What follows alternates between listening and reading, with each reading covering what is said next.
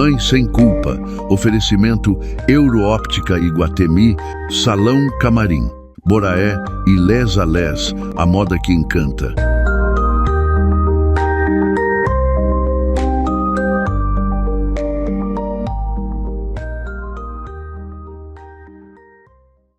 Olá pessoal, sejam muito bem-vindos a mais um episódio do Mãe Sem Culpa. Hoje vamos falar sobre relações entre irmãos. Como acolher as emoções, evitar comparações e construir vínculos saudáveis desde a infância. Para esse assunto, eu trago a psicóloga Marta Rosa. Marta, que honra você aqui no meu programa. Eu fico muito feliz, Dani. Muito obrigada pelo convite. Seja bem-vinda. Muito obrigada, querida. Tá, pra gente começar, eu gostaria que tu te apresentasse, por favor. Então, antes de mais nada, quero novamente te agradecer o convite. É uma alegria para mim estar aqui. Eu me chamo, então, Marta, sou psicóloga e nesses meus já 12 anos aí de estrada como psicóloga clínica, me especializei, né, nessa área que envolve a abordagem cognitivo-comportamental e mesmo o foco com famílias, já que muito do meu trabalho também acaba sendo tanto com crianças, adolescentes e famílias, assim, né? Então, esse é um chão que muito me agrada, mas muito eu também vejo a necessidade da gente poder também trazer conteúdo que possa ajudar as pessoas também a entenderem e navegarem um pouco nesse processo. Com certeza. Marta, mais uma vez, assim, maravilhoso esse tema, então, eu acho assim que vai viralizar, né? Porque é um assunto que a gente tem bastante conteúdo aqui para falar, né? E até, na verdade, a gente, o foco também, acho que é tanto na infância, mas também na vida adulta, porque a gente sabe que muitas vezes essas relações, elas seguem tendo um impacto não só na infância, né? Com certeza. Então, para a gente começar aqui, né, o quadro de perguntas, eu gostaria de te perguntar, né?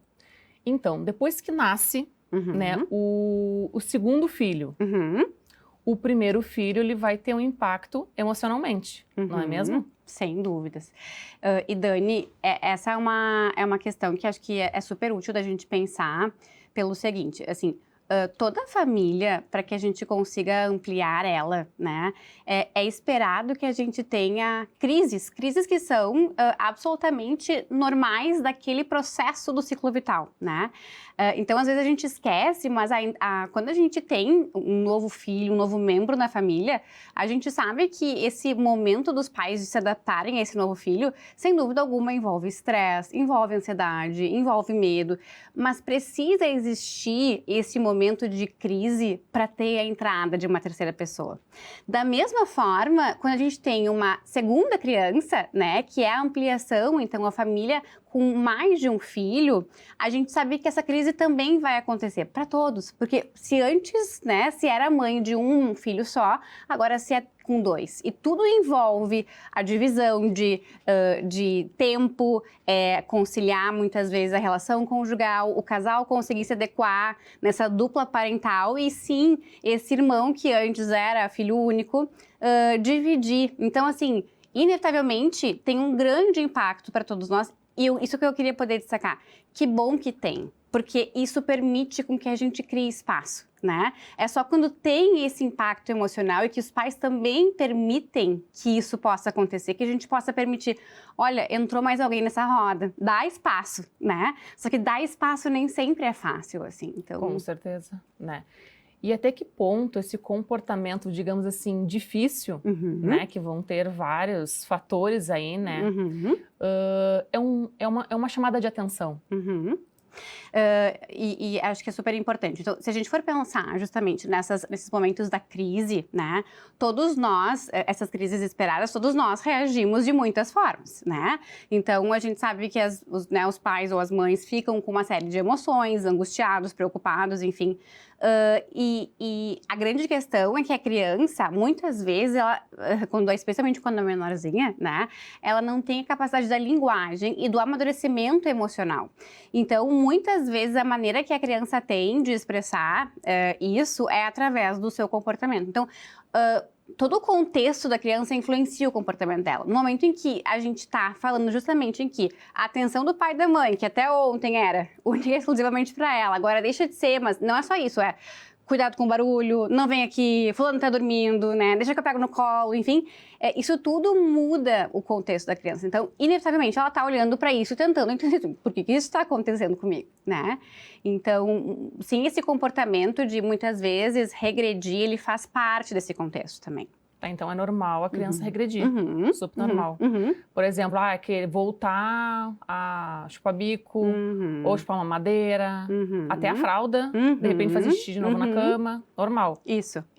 A gente precisa contextualizar, claro, em que momento que isso está acontecendo sempre, né?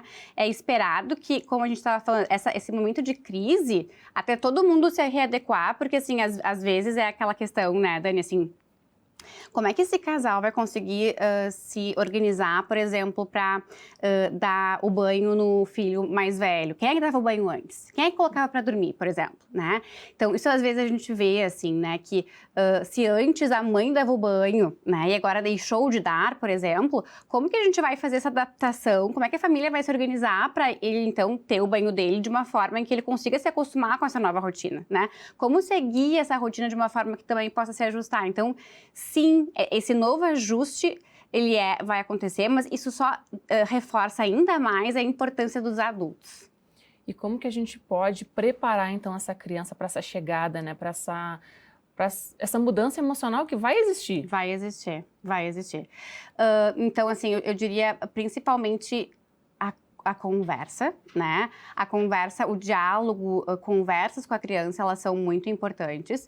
Mas depende muito da faixa etária, assim, né? Então, com os pequenininhos, a gente, muitas vezes, quando a gente fala do irmão e as pessoas começam a falar, o fulano, né? Assim, já impondo, às vezes, algumas coisas, é importante que a gente consiga, de alguma forma, tornar isso tangível, assim, né? Então, às vezes, olhar a foto da eco da mãe, né? Olhar como é que acontece quando um bebê tá na barriga da mamãe, né? Tentar concretizar isso, de certa forma. Os pais, é lógico, nesse momento do segunda gestação, muitas vezes ficam ocupados de, bom, como é que vai ser o quarto do filho? Como é que a gente vai organizar aqui as coisas em casa, né? Enfim, e dentro do possível e daquilo que é adequado, eu acho que é importante que esse mais velho possa fazer parte disso, para que ele também não se sinta excluído, né? Com certeza. Então, assim, tô organizando aqui as fraldinhas do teu mano. Ele participar junto. Porque a criança, na verdade, ela adora se sentir importante, ela adora se sentir útil. Então, ao se sentir útil ali, também ela sente assim, tá, eu entendi que eu vou ir perdendo um espaço, mas eu tenho meu espaço, né? Sim. E o que seria importante a gente evitar nesse processo? Como, por exemplo, sei lá, mudança de casa, mudar a escola, grandes mudanças não é muito recomendável, né? Eu acho que tudo que envolve, porque assim, como a gente está falando de uma adaptação, né, a gente tem que poder trazer tudo aquilo que mantenha a estabilidade da criança para que ela passe por aquela turbulência de uma forma em que a gente tente, dentro do possível, manter alguma rotina, né? Então, evitaria mudanças muito intensas, porque isso talvez adicione ainda mais complexidade, de fato, para aquela criança. Então, realmente, o lar, né, o quartinho da criança, a casa é o nosso lugar seguro, assim, né? Então, às vezes, mudanças de casa muito perto, né, do nascimento do outro filho, né? Ou mudanças mesmo, como a fralda, enfim, acho que tudo ao mesmo tempo pode sobrecarregar a criança. Isso não é uma certeza, né? Mas muitas vezes pode ser que torne o processo ainda mais... É como se a gente tivesse uma quantidade de combustível para gastar, né? Nesses momentos, o combustível da criança está sendo muito usado, assim, ela está precisando desse recurso. Se a gente adiciona muita coisa para a gente exigir dela, falta combustível, assim, né? Então, acho que a sensibilidade, a gente entender, assim, tá, isso aqui precisa ser agora, eu posso esperar um pouquinho mais para as coisas também normalizarem. Agora, falando agora das relações de irmãos, é normal eles brigarem o tempo inteiro? Dani, sabe que essa é uma pergunta super interessante, porque tem inclusive uma pesquisa que foi justamente entender e quantificar isso, né? E eles descobriram um dado bastante impressionante de que os irmãos têm disputas, em média, de 7 disputas por hora, para te ter uma ideia. Olha! De crianças, né, mais ou menos de 3 até 8, 9 anos ali. Então, o que esse dado nos mostra? Que sim, os conflitos, eles existem e fazem parte. qual é a grande questão que eu acho que também a gente vai conversar, assim, né? A questão é que os conflitos fazem parte e a gente muitas vezes fica ansioso com esses conflitos. A gente busca muitas vezes querer eliminar eles, né? Que eles não existam, que eles não tragam prejuízos, enfim. Só que a verdade é que a gente sabe por estudos que muitas vezes esses conflitos, eles são verdadeiras escolas de aprendizados relacionais também para a criança, assim, né? Então, se bem manejados, eles podem, inclusive, ser super importantes. Sim, porque é a partir da briga que tu vai saber se tem que compartilhar ou não, né? Saber dividir. Eu acho que vem muito disso também, né? Dividir a atenção, saber que em um momento é a tua brincadeira, depois é a minha, né? Tentar chegar a acordos, uma coisa super difícil, assim, né? Então, essa é um aspecto super relevante também para o desenvolvimento da criança. Mas até que ponto os pais devem intervir? Essa também é outra pergunta bem importante, porque assim, e daí acho que a gente entra num outro ponto que é assim, muitas pessoas falam que o mais importante seria então que a gente eliminasse as brigas, né? Mas o que a gente também quer poder pensar? Que a gente não quer só que os nossos filhos não briguem, a gente quer que eles possam se dar bem, né? Uma das coisas mais importantes, eu acho, que nessa relação é o que essa relação pode, quando bem conduzida, ter como efeito frutos super importantes para a gente enquanto desenvolvimento de ser humano, assim, né? Então, a gente sabe que o desfecho de uma relação adequada entre os irmãos pode ser um fator protetor para muitas coisas na vida. Então, mais do que a gente só procurar reduzir as brigas, a gente precisa poder ajudar os filhos a lidarem com elas, né? E isso a gente constrói também ajudando os nossos filhos a crescer em termos de competência emocional, então saber regular as emoções, saber resolver problemas, né, saber controlar ou regular alguns comportamentos, mas tentando ao máximo, cada vez mais dentro do possível, permitir que essas negociações sejam feitas entre eles. Claro que a gente tem que considerar algumas coisas. Primeiro, quando as crianças são muito pequenininhas, elas não têm muitas vezes essa habilidade que a gente está justamente falando, de conseguir interromper o comportamento, de conseguir se dar conta da sua emoção e conseguir regular. Então, isso, sem dúvida alguma, vai demandar dos pais mais mediação de conflito. Não resolver o conflito, mas mais mediação. Ajudar com que essas crianças possam ir aprendendo isso. Conforme o passar do tempo, né, justamente os pais precisam ficar mais atentos para estimular essa resolução, mas cuidar para não ficarem numa posição de juízes, né, porque muitas vezes isso pode prejudicar não só a relação entre os irmãos, mas dos filhos com os pais também. E chegou agora o irmão, foram para casas, como é que agora eu vou organizar essa atenção para o primeiro filho e para o segundo filho?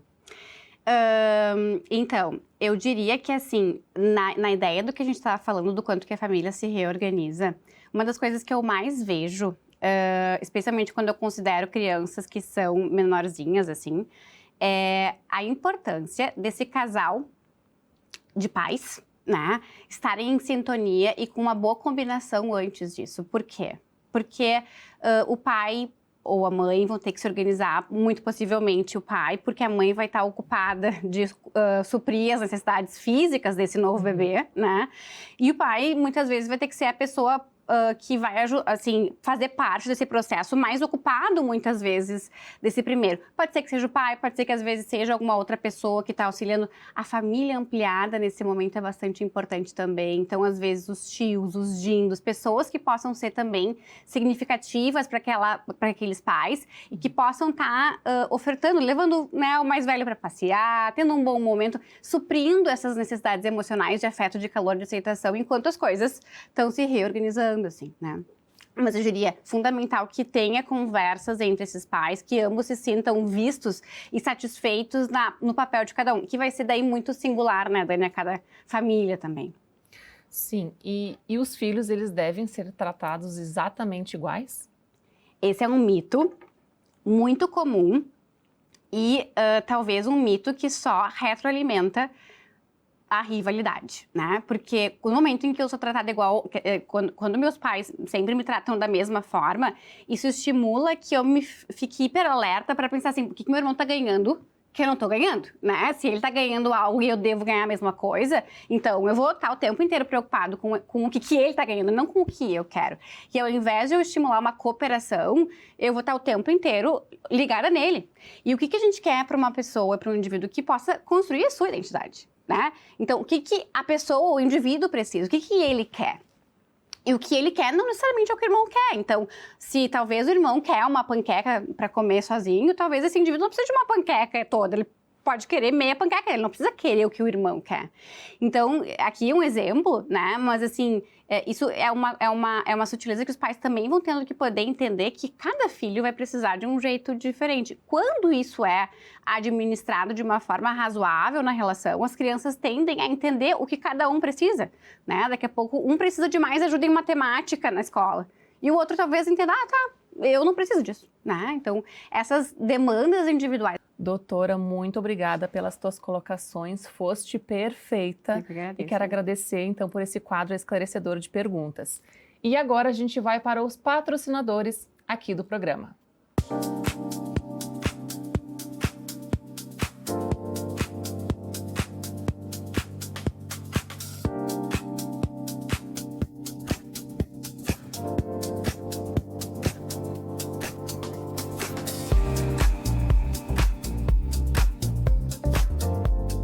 Olá pessoal, estou chegando na loja Les a Les do Shopping Iguatemi e a gente vai conferir essa coleção maravilhosa do outono e inverno. Venha comigo!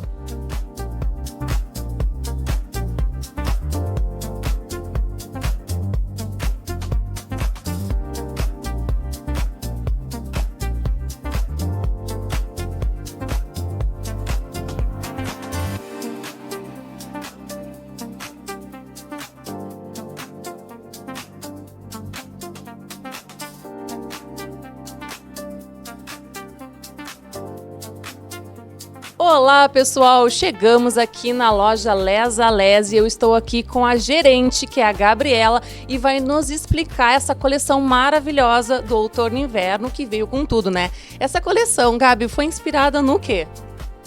Nossa coleção foi inspirada nas serras de todo o Brasil, trazendo todo esse aconchego que a serra traz, inspirado nos vinhos, nesse ar fresco que precisa de um casaco quentinho, né? Então essa foi a nossa inspiração para a coleção serrana que está chegando em loja, que está sendo um sucesso. Eu já escolhi as minhas peças aqui na Les a Les, então agora eu vou fazer um provador para vocês.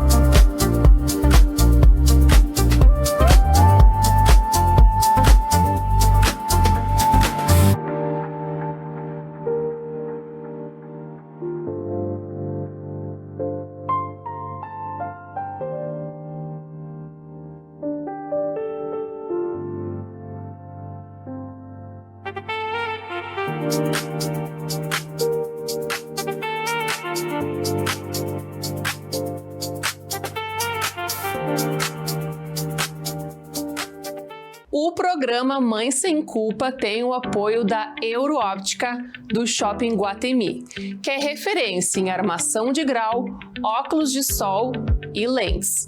Com tecnologia, qualidade e muito estilo, a Euroóptica cuida da sua visão do mesmo jeito que você cuida da sua família. Você pode parcelar em até 10 vezes sem juros e comprando uma armação, você ganha a lente monofocal. E o diferencial da Euroóptica, que as lentes ficam prontas em até 1 hora. Então vá até a Euroóptica do Shopping Iguatemi e escolher a sua melhor versão. Doutora, chegou agora a hora do quadro de mitos e verdades, tá? Tu vai pegar essa plaquinha, eu vou te fazer uma afirmação e tu vai me responder se é mito ou verdade e tu vai me justificar a resposta. Tá bom. Tá bom? Vamos lá? Vamos lá. Comparar irmãos pode afetar emocionalmente as crianças? Verdade, sem dúvida alguma, porque é o que a gente estava falando anteriormente, né? Ao comparar, eu tendo a mostrar para a criança que nunca aquilo que ela também faz ou que é dela está suficientemente bom. É sempre o que o outro tem, é sempre o que o outro é, né? Então, isso ao invés de fazer com que os filhos cresçam e possam cooperar, muitas vezes acaba enfraquecendo a sua percepção. Perfeito. Obrigar irmãos a compartilharem tudo fortalece o vínculo. Mito, né? Na verdade, isso ao invés de ajudar a cooperação, tende a formar essa administração dos pais mais rígidos, como esses juízes que decidem o que os outros vão fazer e não ajudam com que eles também possam cooperar e chegar a negociações que sejam saudáveis, assim. E muitas vezes o que gera bastante raiva entre os irmãos. Rivalidade, né? Rivalidade, exatamente. A relação entre os pais influencia a relação entre os irmãos. Verdade, né? Isso é bem importante dentro daquilo que a gente estava falando, né? A gente precisa também, a maneira que os filhos enxergam como a gente lida com as nossas emoções, ou mesmo o quão disponível a gente tá para eles, por processos nossos, muitas vezes, da vida, né? Então, às vezes, a gente escuta, assim, por exemplo, eu acabei focando muito no trabalho e, às vezes, acontece, né? Talvez me desfoquei um pouco das questões das crianças e aí as relações se perdeu, assim, né? Porque o pai e a mãe também fica menos disponível para a criança. Então, sim, né? As nossas emoções interferem diretamente, né, neles. Pais também podem sentir culpa ao lidar com conflitos entre irmãos. Verdade também. Especialmente, por exemplo, agora dando um exemplo do recém-nascido, assim, né? É comum que os pais vejam esse filho mais velho sofrer de estar sentindo falta, né? Ou administrando a nova rotina. E isso faz com que os pais possam, por exemplo, se emaranhar nessa culpa e muitas vezes acabarem compensando essa relação, essa situação de uma forma a tentar fazer com que a criança não sinta, por exemplo, essa sensação desconfortável, né? Então, a culpa pode ser presente e muitas vezes ela pode nos engatilhar em comportamentos não tão favoráveis. O favoritismo pode existir mesmo sem intenção consciente dos pais. Verdade, e esse é um dos construtos na literatura que se relaciona bastante com desfechos negativos, tanto para o indivíduo quanto para as relações entre os irmãos. Então, sim, os pais podem muitas vezes ter um comportamento que expressa esse favoritismo de uma forma não tão consciente. E para isso, assim, eu acho que é fundamental que a gente possa sempre abrir espaço para o diálogo, Dani, assim, até porque, na verdade, o que a gente também sabe em termos de ciência, assim, é que esse favoritismo, a percepção do favoritismo nem sempre é compartilhada. Então, um pode achar que é favorito e o outro não, ou muitas vezes os dois acham que são favoritos dos pais, por exemplo. Então, por isso que às vezes a gente também ter a oportunidade de falar sobre isso ajuda com que a gente se reorganize um pouco essas relações. E muitas vezes o irmão sempre sabe quem é, né, o favorito. Uhum. E isso causa uma raiva, né? Aquela rivalidade que a gente está falando, né? E causa muitos conflitos depois de adulto. E de adulto também, exatamente. Isso é uma coisa bem importante, porque isso também, muitas vezes, a gente vê isso em pesquisa, assim, que as pessoas têm a ideia de que, quando crescer, passa, né?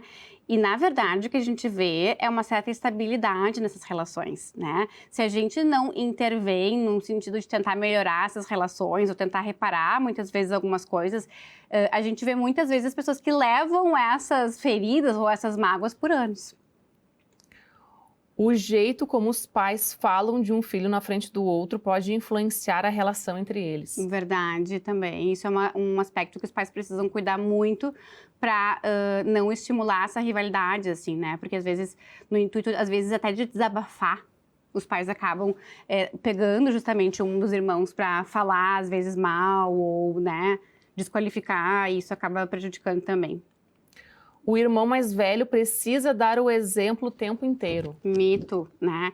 Aliás, isso faz com que a gente estava falando antes, assim, coloca esse irmão muitas vezes num lugar que não é de irmão, é de, às vezes, um filho que a gente chama parentificado, assim, esse filho que sempre tem que ser responsável, que sempre tem que estar com as coisas organizadas, e isso pesa, e tem consequência daí, diria, não somente para a relação entre os irmãos, mas para esse indivíduo como um todo. Quantas vezes a gente vê pessoas depois na vida adulta, esses que muitas vezes cuidam em excesso dos irmãos ou que se sentem muito responsáveis, na vida adulta tendo dificuldade, inclusive, de pedir ajuda, de, né, solicitar algum tipo de demanda ao outro, porque se sentem sempre os mais responsáveis, assim.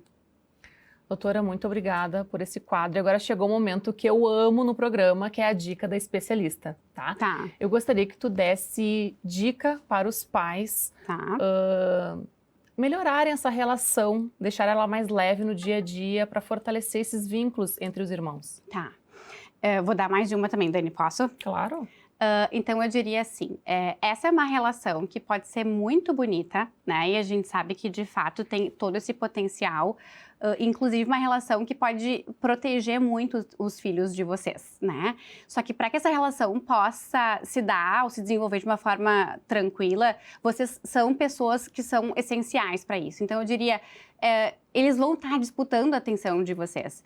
Esperem que essa relação seja marcada por ambivalência, né? Não se surpreendam que essa relação muitas vezes tenha emoções que são conflitantes, como amor, mas muitas vezes ciúmes, né? Então, quando a gente naturaliza que as emoções são possíveis, a gente também encontra formas mais saudáveis de poder expressá-la.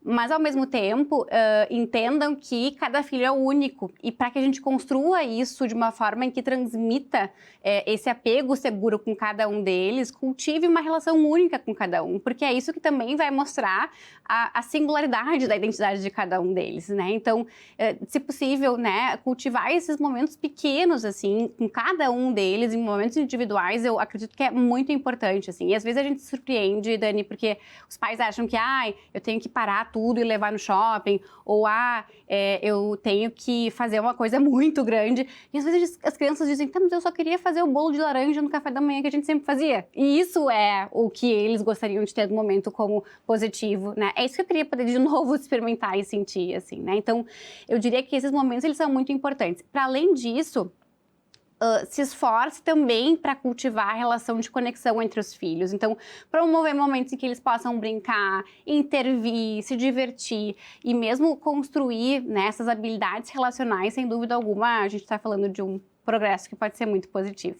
Doutora, que lindo, lindas palavras. Muito, muito, muito obrigada pela tua presença aqui no programa. Foi assim, amei te conhecer, eu também maravilhosa. Amei. Amo te seguir nas redes sociais. Vamos deixar aqui teu Instagram aqui na tela, tá bom? Agora eu vou finalizar o programa com uma mensagem muito linda e acolhedora para você aí de casa. Ser irmão é dividir muito mais do que brinquedos, quarto ou sobrenome. É dividir infância, memórias, aprendizados e muitas vezes os primeiros vínculos da vida. Nem sempre será uma relação perfeita. Vai existir disputa, ciúmes, diferenças e conflitos, mas também vai existir parceria, proteção, cumplicidade e amor.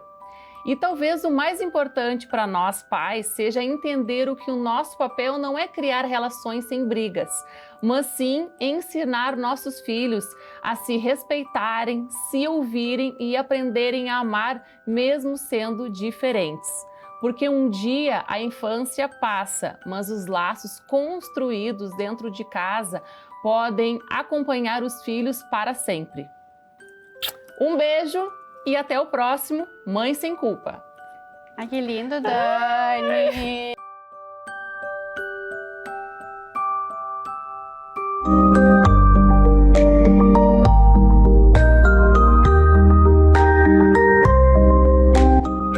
Mãe Sem Culpa. Oferecimento Euroóptica Iguatemi, Salão Camarim, Boraé e Les a Les, a moda que encanta.